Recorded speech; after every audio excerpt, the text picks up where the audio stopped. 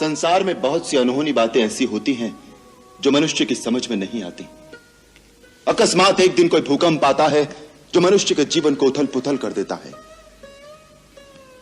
ऐसे समय किसी दूसरे को दोष नहीं देना चाहिए, उसे दैववश मानकर, अपना प्रारब्ध मानकर स्वीकार कर लेना चाहिए।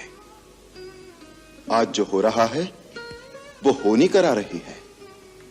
जो विधना है जिसने माता कैकई जैसी स्नेहमयी और पुण्यशीला स्त्री को ऐसी बुद्धि दे दी है। कभी कभी आंखों से देखा हुआ भी सत्य नहीं होता।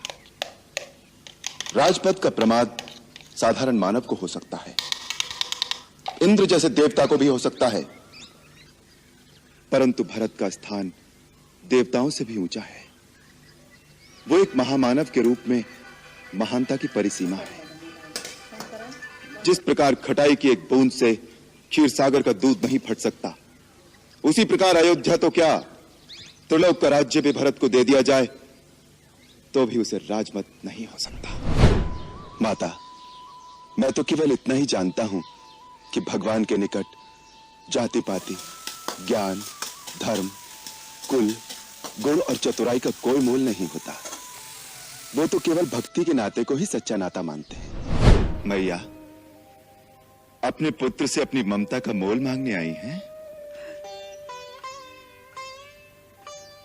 माता, यदि आपकी ममता का यही मोल है कि मैं जिसे धर्म मानता हूं उसका त्याग कर दूं, आप जिस रघुकुल की शोभा हैं उसकी कीर्ति में पिता का वचन भंग करके कलंक लगा दूं, तो कहिए, मुझे आपके चरणों की सौगंध है, मैं इसी समय अयोध्या लौट जाऊंगा।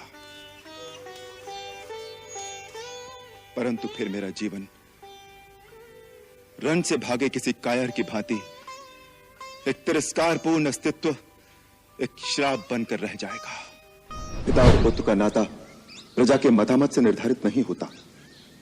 इसी प्रकार भाई और भाई के बीच फैसले तलवार से नहीं किए जाते। भरत को मारकर जिस राज्य की तुम कल्पना कर रहे हो, तनिक सोचो कि उसका परिणाम क्या होगा। यदि अपने भाई ही न रहें तो राज्य के सुख भोग में क्या आनंद मिलेगा।